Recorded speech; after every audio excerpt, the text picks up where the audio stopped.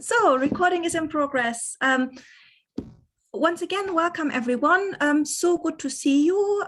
It's a small group today, but we all know that quantity is not the same as quality. So we might be a small group, but we're a good group, and we're really, really excited today to have our colleagues and friends, Zeb and Emma, with us today. Zeb really being the main, how do you even say, the main person? No, presenter. The presenter, yes. Why do it easy when you can make it complicated, right? So Zeb is going to present today, and he's going to present some of his research, really, really interesting stuff on the Hmong, Christianization, neoliberalism in Vietnam. Really, really interesting research that he has been doing for a couple of years now. He's written a paper, which some of you might have gotten a chance to look at. So he's going to share that with us. And then after that, Emma, who, as you all know, is a JLI board member. So Zeb is not quite as involved in the JLI, but if you regularly participate in JLI events, you will also know him. He was with us at the Development Studies Association conference panels in the summer. So he's also a familiar face to some of us. Emma even more so. And Emma has, despite all the end of year, December, last week of the term stress that poor Emma has to deal with at the moment, like a lot of our academic friends, she has agreed to then respond to Zeb. So Zeb, I think we'll give you around 15-20 minutes to present. Is that okay? Okay. And, yeah, and then after that, Emma gets 5-10 minutes for her response. And after that, everyone else in the call also gets an opportunity to ask any questions, make comments, and we can have a bit of a discussion before time is up. Does that sound okay? Sounds amazing, doesn't it?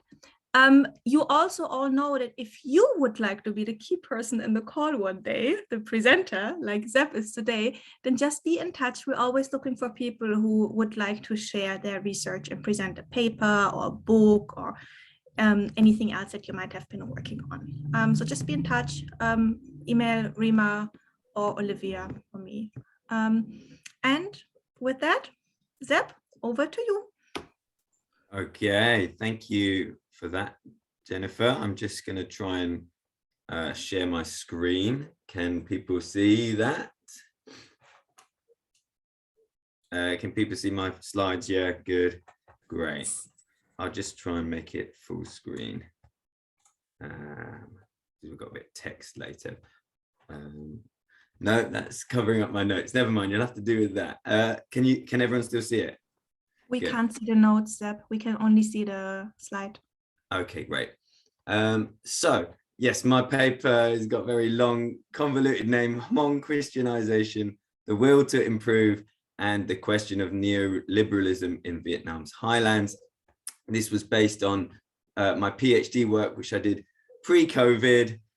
Since then, I haven't really had a chance to go back and find out what's going on. So maybe it's a bit out of date, but I think I'm dealing with some longer term trends and dynamics, which will hopefully be relevant beyond Vietnam as well.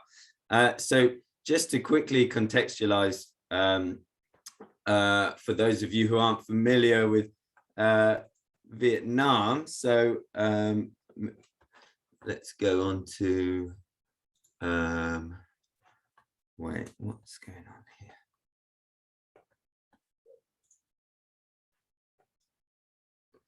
Sorry, just 1 second. I need to try. I need to do something different. Sorry.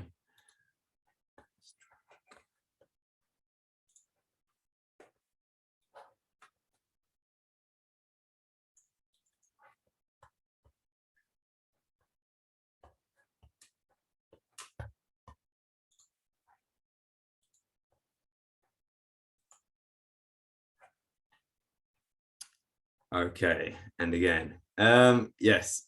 Can everyone see the second slide, which is now the maps? Yeah, good. Okay, so Vietnam, very briefly, has been hailed as a development success story, high levels of economic growth, but it's also been very kind of uneven development and a lot of industrialization and economic growth in the lowlands and city areas, with mountainous areas largely left behind. And the mountainous areas on the map are also the areas where a lot of ethnic minority groups live. And it's no surprise that there's a high convergence between these ethnic minority groups and the poverty incidence rates, if you can read it on that small map. And so the particular group that I've been researching are the Hmong, which is the kind of, in the middle map, you'll see the kind of areas where most of the Hmong live. And you can see how closely it fits onto the poverty headcount map on the right. And this group have been considered by the government to be kind of particularly stubborn and resistant to development, or at least a kind of state-led development. They're also seen as a kind of problem group politically, because they're kind of like the Kurds of Southeast Asia, I describe them as. There's lots of them in lots of different countries: China, Laos, Thailand, Vietnam. And in the past, they've tried to kind of get their more independence and autonomy.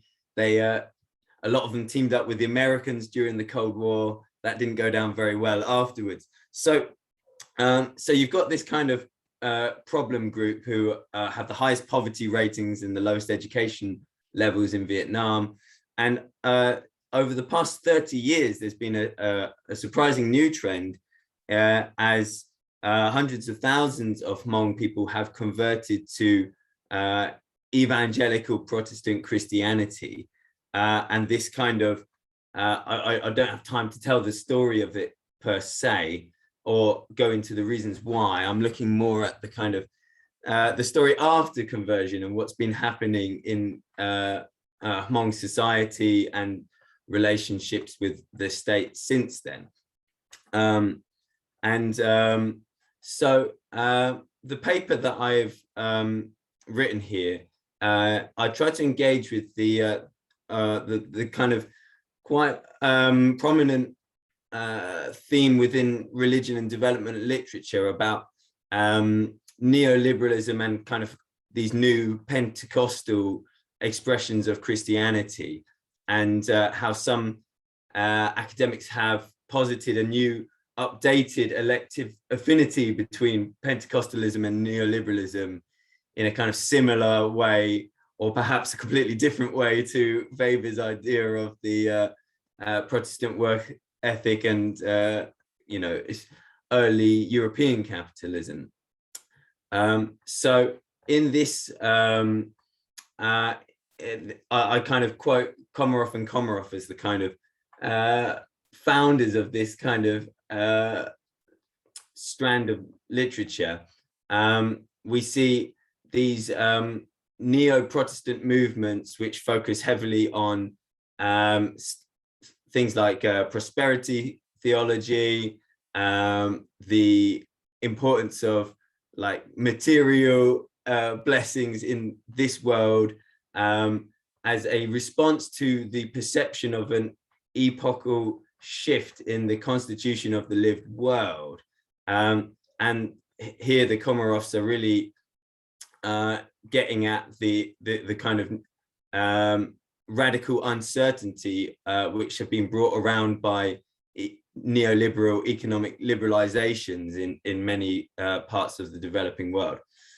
On the other hand, the Komarovs also argue that these neo-Protestant or Pentecostal faiths often run ahead of such transformations and bearing aspirations, visions of a this-worldly millennium that help prepare the ground for more radical market-oriented reform.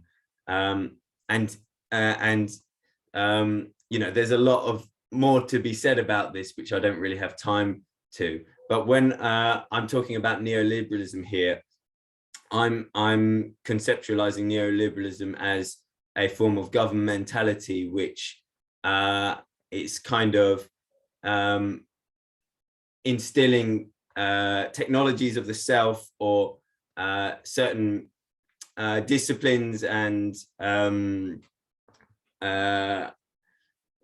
personal attitudes and routines which promote the models and ideas of the entrepreneur and the kind of individual capitalist at the level of day-to-day life. So how does this apply to Vietnam? Now, Vietnam is a socialist country, and most of the kind of literature on neoliberalism and Pentecostalism focuses on other parts of the world. So I think this is an interesting new area to apply it to, because obviously Vietnam, you've got the state as a powerful or sometimes authoritarian actor, and yet at the same time there has been there have been economic reforms since the 1980s that have opened up Vietnam to a market economy, even though the state still tries to intervene here and there. And in my research in Uplands Vietnam, I asked people a lot about their livelihoods, how they make a living, their aspirations for the future. And a really common theme that came up was what Tanya Murray-Lee calls the will to improve, which is this idea of, it's like the fundamental idea of like mainstream development, that this idea that we must move forward, the progress is the goal, and we can't stay as we are, we need to keep on developing. And in Vietnamese, the term for this was vươn lên, which literally means to rise up, but really it can be also translated as kind of social upward mobility, or to improve oneself. And here we've got a couple of quotes from normal Hmong villagers, and it reveals this kind of link between development, or the aspirations for development, and religious change. So we got nothing changes. Only by following Protestantism can you change. Otherwise, you just follow the old way. You keep living your life like before. And it's also interesting to note that in Hmong language, when the Protestant message was first being propagated, the word that Hmong people used for it was new way. So in contrast to the old way. So Protestant can be translated as the new way. And then the second quote we have here from another Hmong Christian: in the life of the church, if there are difficulties, we must help families always to move up, but not go down, but every year to rise up a bit. And the purpose of us believing in God is to get a bit closer to God every year. For my working and finances, each year we must improve a bit. That's my hope. So here, vươn lên is used as a kind of double metaphor. We've got firstly the kind of social upward mobility, and then secondly we've got this kind of spatial getting up closer to God, who's up there somewhere, right? And these two kind of things going hand in hand. And this really reflects the kind of holistic Hmong worldview, which although conversion to Protestant Christianity involved a lot of radical rejection of old religious or traditional customs, it kind of kept this holistic worldview whereby religious, political, and economic spheres overlap and kind of intertwine with each other. And this is interesting because the government has been trying to get these Hmong people to improve for a long time, and the Hmong have been seen as quite stubborn and resisting that kind of government development agenda, which was seen as a kind of also assimilation agenda. But now we've got Christianity, which is kind of promoting a similar kind of attitude of this will to improve. And the question is, you know, do these two different paths to development end in the same place, or do they go in different directions?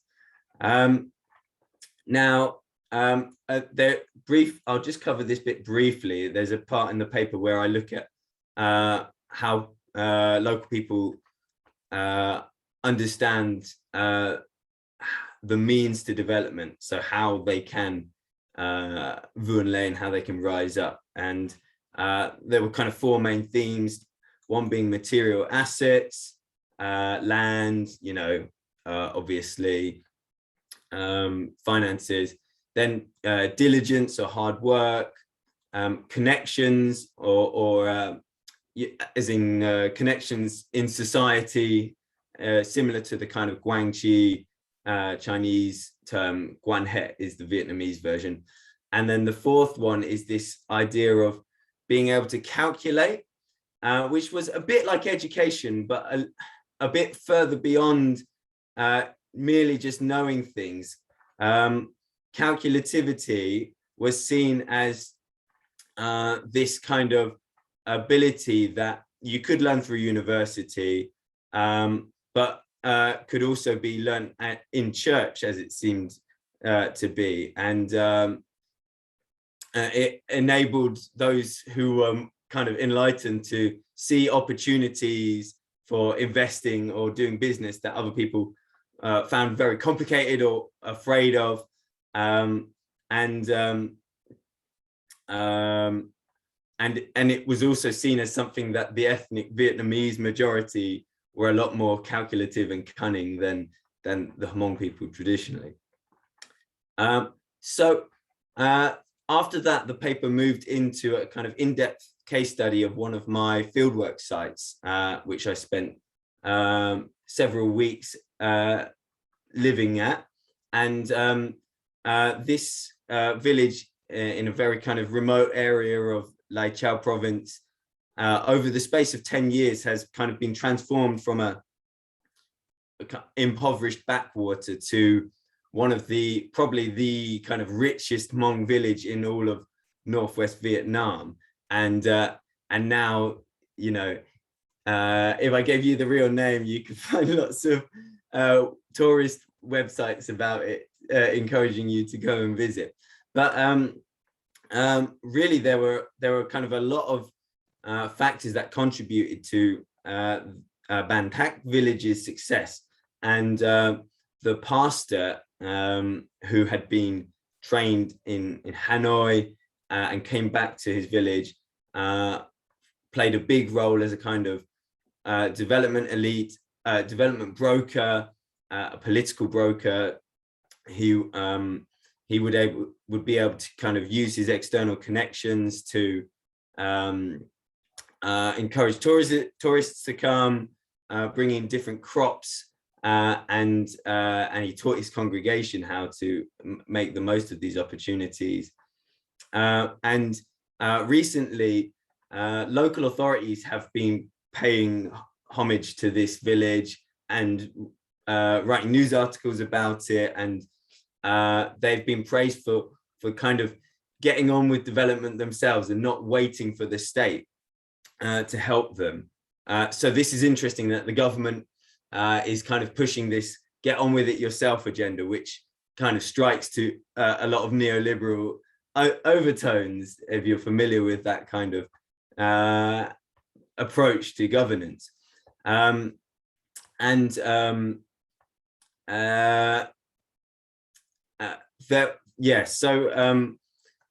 Without going into too much detail right now, we can talk about it maybe later, that although there were certain aspects that seemed to look like this village was kind of a model of neoliberal, self-reliant development, there were other aspects of it which didn't sit right with a classical neoliberal idea of development. Firstly, even though the government told them, praised them for not waiting for the state to get involved, in fact, local authorities were constantly trying to kind of muscle their way into the village and get a slice of the pie, trying to seek rents or extort fees, and the villagers were always trying to push back on this and hold on to their autonomy. They wouldn't sell up their land when the government threatened to seize it off them. So in fact, the state is not kind of absent in this kind of development model, but it's always kind of involved, and there's lots of micro politics going on. And also the pastor and the Christians there certainly did not want to think of their development as a kind of embracing individualist market competition where it's every household for themselves. In fact, they kind of tried to put on an appearance of cooperativeness, and indeed there were a lot of aspects which like they built the main road using communal labor, and there was lots of kind of non-market based exchanges and practices going on. But at the same time, it couldn't be denied that the increased tourist money and other forms of income was increasing inequality in the village, as some households were getting richer than others and taking more advantage of this. So finally, I bring round the last element of the paper is looking at the kind of idea of prosperity theology, how this fits into what's going on in Vietnam.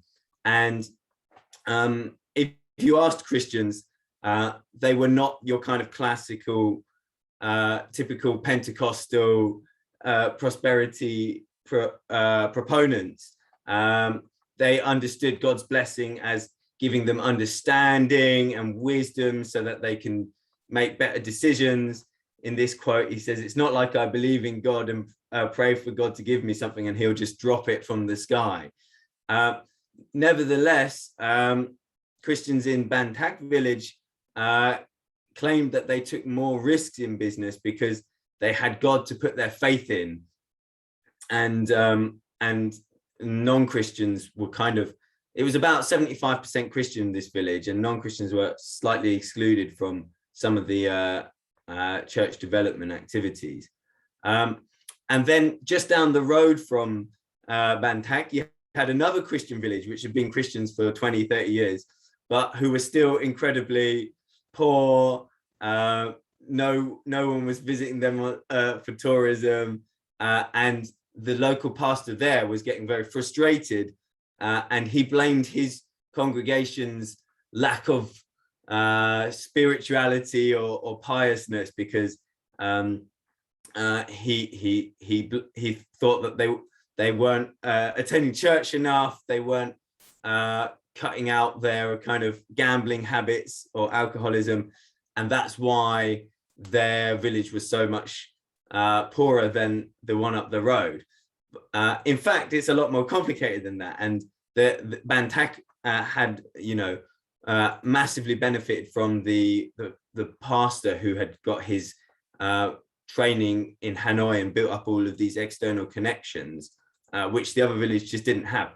So arguably, prosperity theology becomes disempowering when spiritual explanations of economic inequality serve to obscure the education networks, external patrons, communal discipline, and geographical factors which contribute to some villages' success and not others.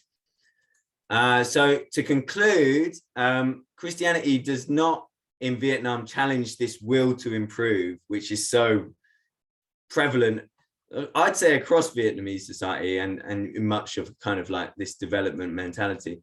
On the contrary, it reinforces notions of progress, which complement the Vietnamese state development agenda, as well as the kind of market expansion, which is kind of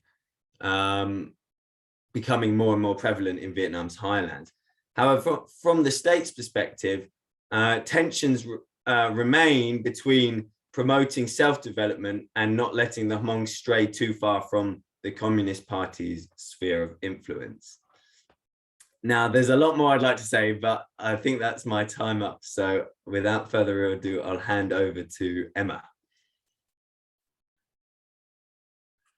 Wow, Seb, thank you so much. See, I knew what I was saying when I promised you that his presentation is going to be interesting because his research is fascinating. Yeah, so thanks so much, Seb, for that. And Emma, over to you for your response. Yeah, thanks very much. Can you hear me okay? Good, okay. Thanks, Jennifer, and thanks, Seb. I just wanted to say that it's really wonderful, Seb, to see this research published in such an excellent journal, and just to sort of let everyone else know that I've known Seb since he began his PhD journey and have been able to keep up with its progress to some extent through hearing him present this work at different conferences and seminars. So it's been really wonderful to see this develop and now manifest in such an excellent journal article that I hadn't actually read before. So I apologize for that. I was very glad to have been given the opportunity, and I'll definitely be adding it to my reading list for students. So I think in particular, this paper makes a really excellent and much needed contribution to the broad literature on religion and development, which I think overall still very much tends to focus more on the donor interests in what faith-based organizations do and how faith traditions can be engaged with to meet development goals. And this is, of course, a very different kind of study that starts with the community itself and then examines the complex and contradictory intersections between different factors, so including faith, ethnicity, livelihoods, and the state. I wished I'd had more time to think about this, but I have 4 main points to cover, and I should be able to get through those in 5 or so minutes, maybe a bit less. And then I'll pass over to the others for some views, questions, and comments. So first of all, I just really wanted to draw attention to the way in which a really in-depth ethnographic study such as this one that's been carried out over a long period of time with multiple different participants, and I gather now also at multiple different fieldwork locations as well, is really able to draw attention to how these categories that we often work with as academics in the study of religion and development are often really inadequate when we actually go and consider what happens in people's actual lives and in their communities. And I've just picked up on a couple of examples of this, ones that Seb's also talked about, but that I felt were particularly important. So one example of this that I picked up from the paper is this kind of fuzzy boundary between different types of Christianity. And I picked up, I think, from the paper, a hesitancy perhaps to label the Hmong as definitively Pentecostal. I kept looking and I couldn't really see you do that, yet the framing was with respect to Pentecostalism, and that really also you've tried to keep it much more open, to keep their location, an openness to their location being much more within broader Protestant movements, such as the impact, as you said, that American evangelicalism had upon them. And it would be good to hear a little bit more about this, if in fact my observation is correct. I can see you nodding there. And is this perhaps because Pentecostalism in Vietnam, and as you say, Vietnam being a late socialist state, perhaps looks very different to other contexts that we might be more familiar with as Pentecostal strongholds, so settings in Latin America or in Africa, or are there other reasons? So I was quite interested in that sort of difficulty to categorize the religion, the type of Christianity that was practiced. And the other example that I thought was really important was the inadequacy of classifying something as being purely neoliberal. So there's very clear evidence that the Hmong in their business and entrepreneurial activities are embracing a neoliberal logic, but then at the same time there's very much a sort of social and communal aspect to some of their activities that also suggests, I mean, not even necessarily a resistance or a rejection to neoliberalism. That doesn't seem to be what you're saying, but that these activities just happen to employ a very different logic. And I think this is really important and is relevant elsewhere for how we theorize about the assumed hegemony of neoliberalism. The evidence, as you have given and exists in other studies as well, that it can exist alongside other forms of governmentality and economic organization. And what are the implications of this for the poor? So I thought that was another really important example of the sort of failure of some of these categories that perhaps we tend to overuse in our work and in our analysis. So the second point I wanted to make was there was a quotation on page 14 that really interested me and that seemed to resemble something much more like we're used to seeing in the religion and development literature. So it says church leadership and structures played a key role in persuading and mobilizing villagers for collective labor tasks, coordinating tourism and market activities, ensuring discipline and warding off external state attempts to muscle in and take over the profitable tourist industry. So what I was wondering is that considering that elsewhere in the paper, and certainly when you were talking just now as well, you really stressed the uniqueness of Pastor Vang, including his personal networks and his role as a political broker. What I ended up asking myself is, are there examples in other villages that are quite well developed where social institutions other than the church have seemed to be similarly effective as development actors? And if so, have you thought about sort of drawing, or is it possible to draw any comparisons between these settings, perhaps to better understand something about the role that faith was playing? Or is it just the case that he's really replicating the more sort of secular roles played by other social institutions? So I was wondering if there's any sort of comparisons that could be drawn, particularly considering that he was quite a unique faith actor and that, you know, individuals like him perhaps weren't found elsewhere. Am I all right for time, Jennifer? Ending up having rather more to say than I thought. No, it's fine. It's fine. Just go okay. Yeah. Okay, so third, I was also really struck by the example of the rising prosperity in Bantak. I thought that was fascinating amongst the Christians there, and the claims and beliefs from those individuals that Christianity was what had played a role in this.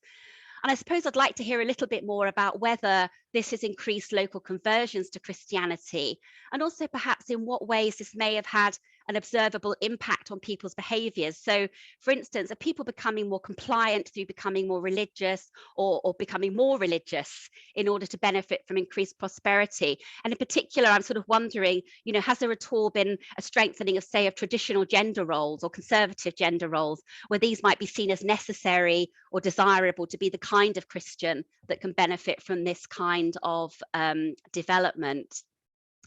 And my fourth and final point is just to sort of, you know, emphasize that most of us do research on religion and development because we want to make a difference, you know, to the lives of the people living in the communities that we research. We want to increase evidence, we want to increase understanding.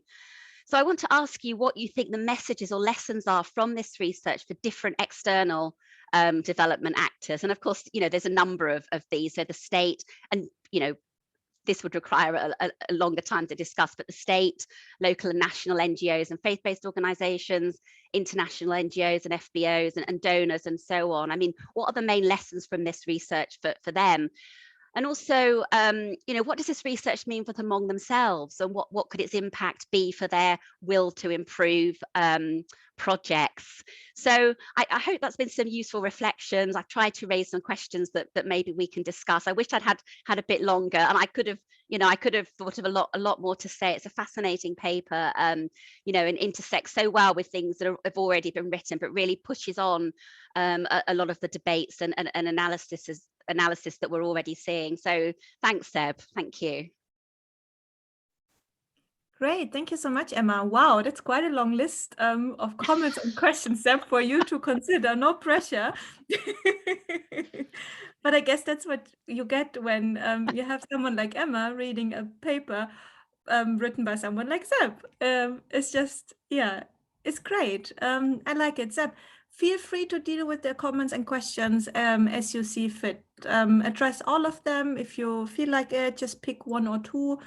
It's entirely up to you. And then after you've had a chance to respond to Emma's feedback, we'll open the floor for everyone else, because other people might also have questions or comments. Yeah, sure. I'll try and keep it brief. Thanks, Emma, for yes, you've really hit the nail on the head a few times and given me some food for thought in other times.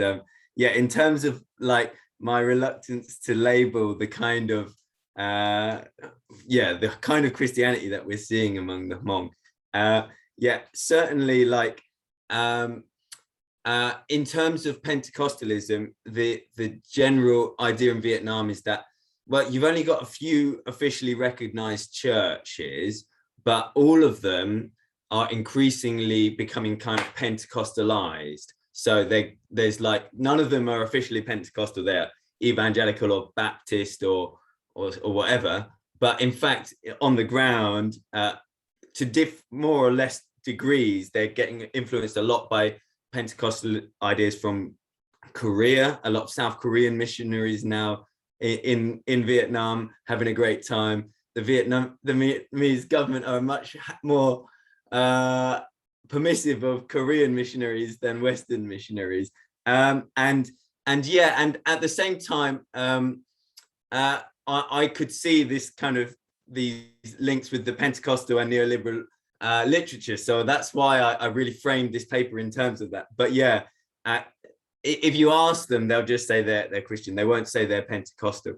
Pentecostal is a kind of jargon word which doesn't translate well into Vietnamese anyway.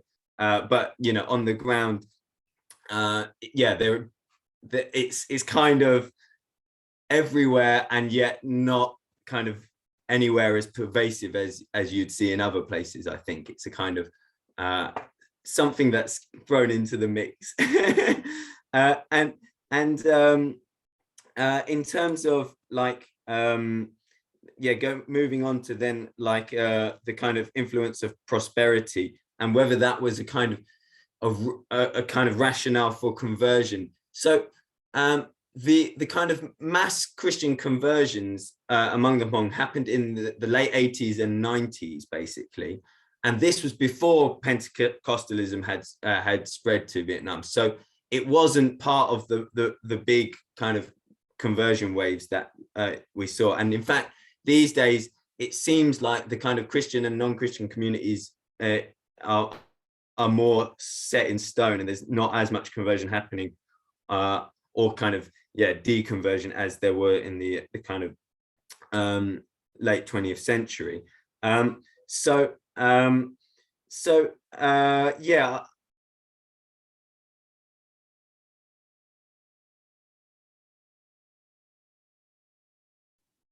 Oh, Zeb, is he frozen? There he is again. Zeb, you were frozen for just a okay, sorry. couple of seconds.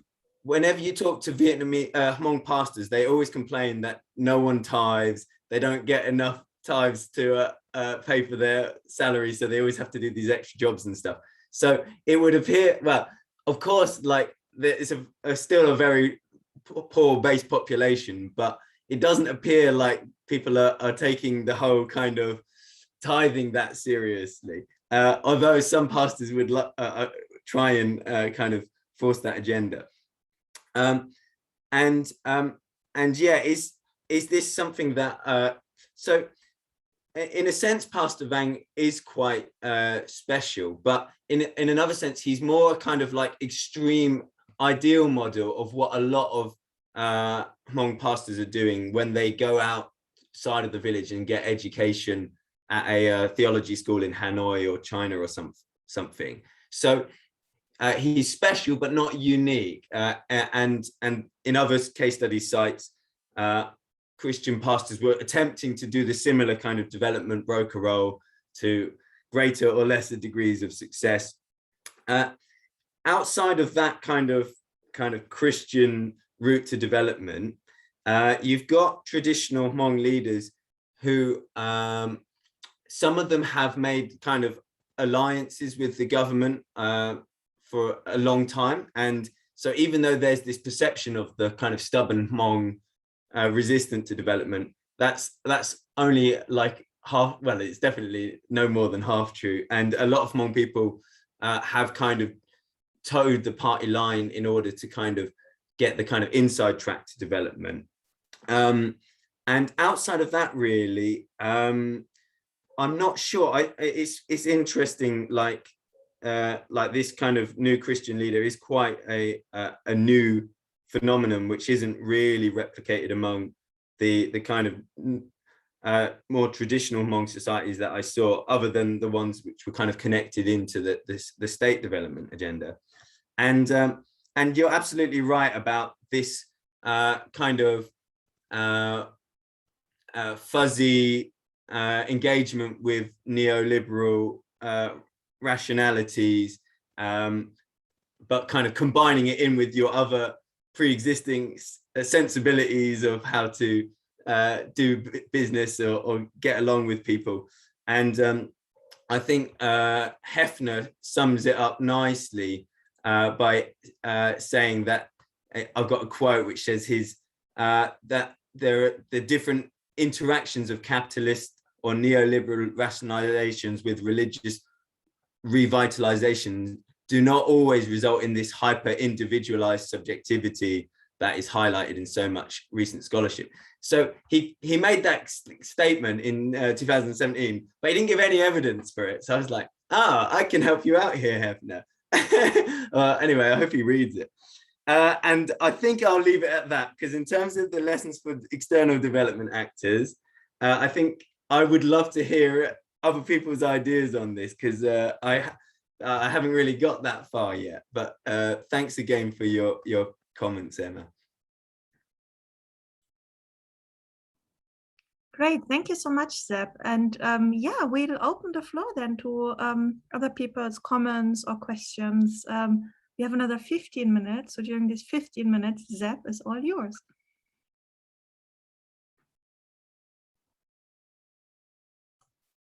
Stephen's got his hand up. So do you want to start?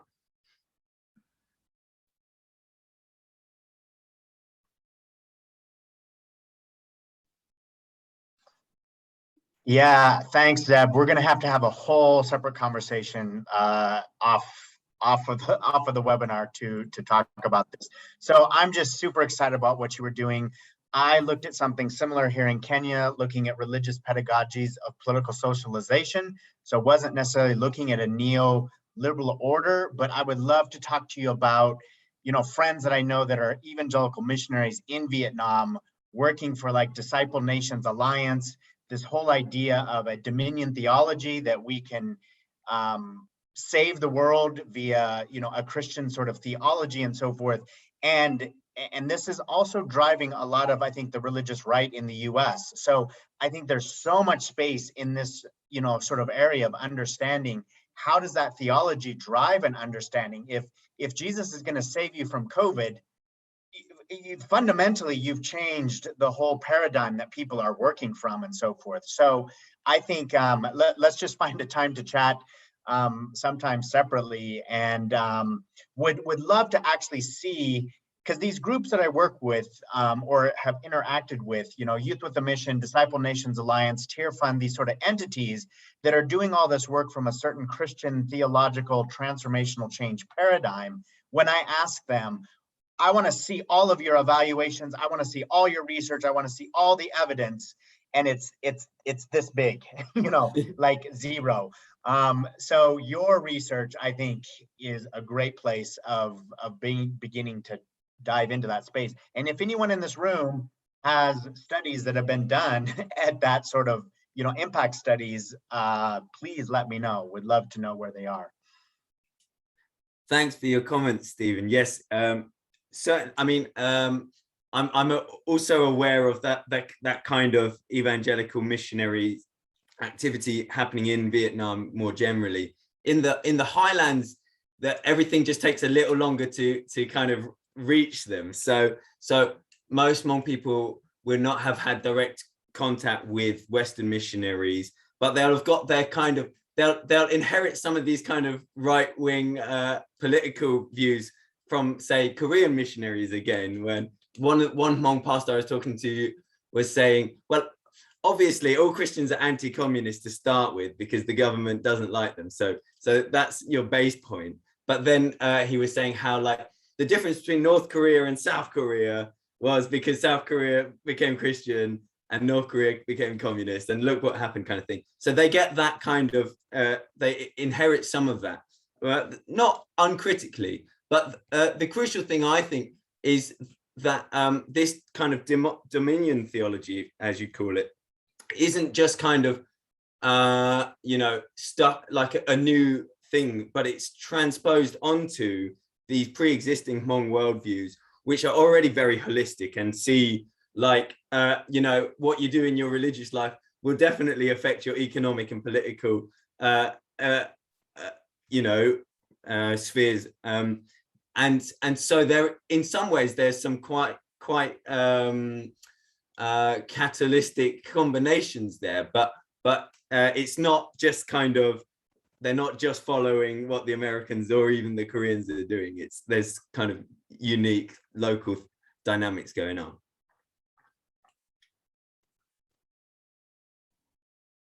Okay, great. Thank you, Stephen and Seb. Do we have any other comments or questions? Yeah, I've got I think it's a question, kind of a commenty question for Seb. I'm Lana from Australian National University, actually. I really enjoyed your paper, Seb. I found it, I think it was already said, but I really found it incredibly useful and interesting, especially that it started from the perspective of the local and how kind of the local values and beliefs are interacting with these sort of international and global issues, which was really incredibly useful and insightful and helpful. And I really enjoyed reading this this afternoon for me, because it's tonight for me. But I was wondering if you could talk a little bit more about sort of this really interesting central tension that you've got, talking about kind of communalism and communal values versus this neoliberal logic. And I think specifically this idea of the self-interest that is required for success in that kind of neoliberal market space. And I was wondering, I got a little bit of it from your paper, but I was wondering if you could talk more about is kind of the Christianization of the Hmong there, is that acting as kind of a bridge to reconcile these competing values and tensions, or is it kind of further problematizing some of the market logics, just in the sense of giving people non-market logics in order to preserve certain elements of society and culture, perhaps family, community, from kind of those the corrosive forces, perhaps, of reducing everything to kind of market logics. You kind of seem to be talking about both at the same time, which I think is great. I was just wondering if you could kind of explain a little more about how you saw the interaction there. Thanks for your comment, Alana, and thanks for staying up so late to listen to this. I didn't realize that it was anyone from Australia here, so well done.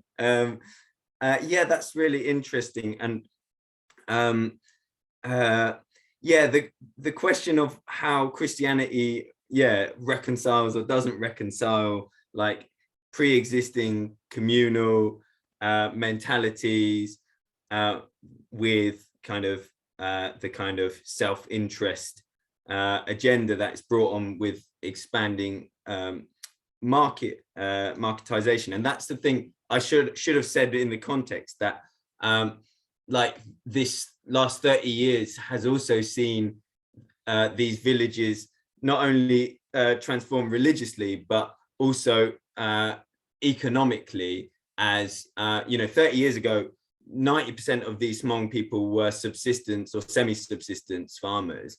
And now, like, cash crops are very prevalent. And while most Hmong farmers are still kind of adopting a kind of mixed approach to kind of trying some cash crops, but still grow your rice so that you don't starve, kind of thing. But it's definitely, that is a really important context to base this whole discussion. And I would say Christianity, I mean, when you speak to Pastor Vang, he will pop up some Bible verses saying, acts, whatever, the believers having all things in common, and that's why we're all going to kind of share out this rice to the poorest farmers and stuff.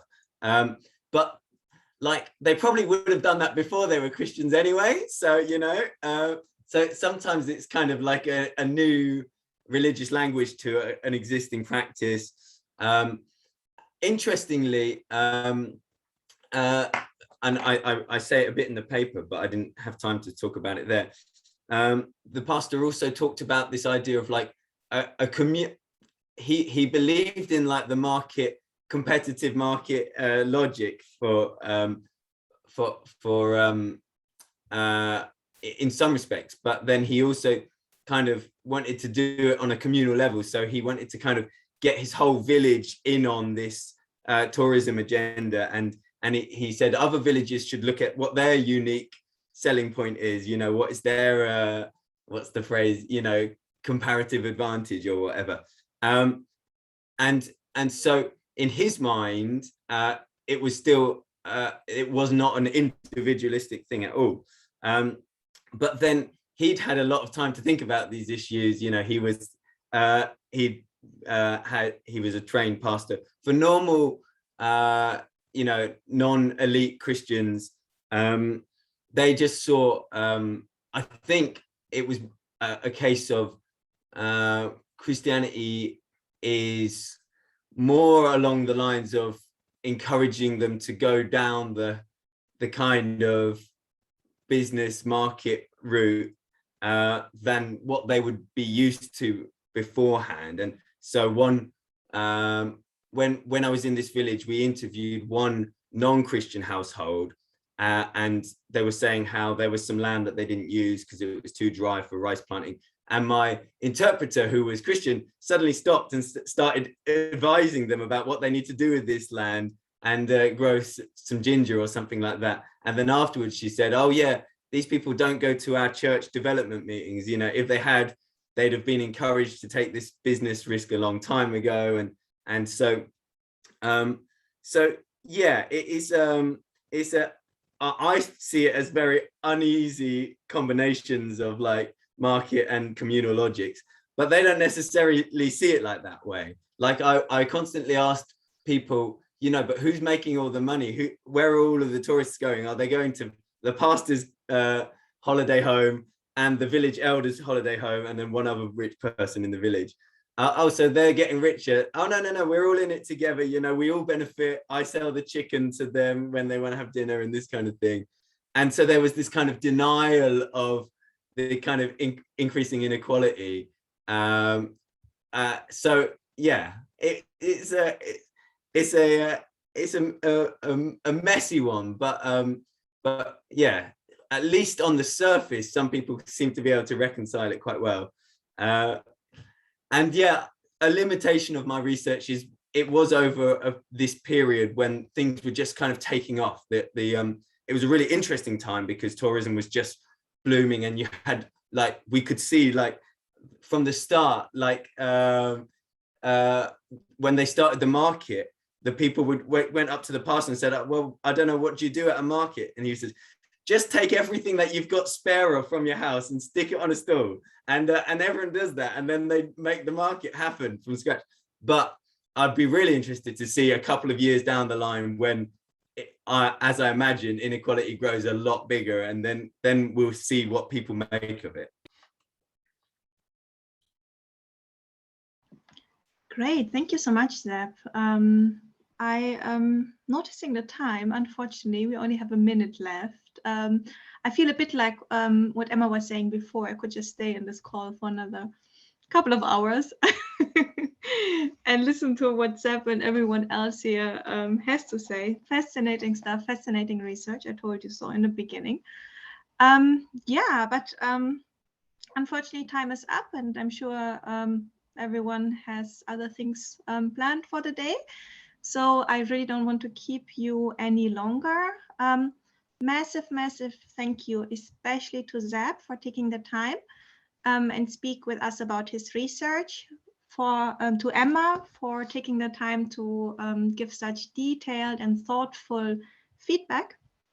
And of course, yeah, all of you who've joined the discussion today and who've offered your thoughts and reflections on these very important questions. And I mentioned already in the beginning that we always look for people to also share their ongoing research or research that they've already published.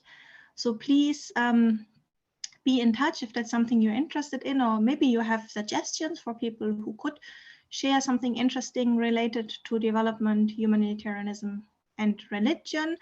Or maybe you would like to be a discussant like Emma has been today. So just be in touch. And yeah, I hope you have a good rest of your Thursday. Really nice weekend and a good break if we don't see each other anymore. And thanks for hosting, Jennifer. Yeah, thank you.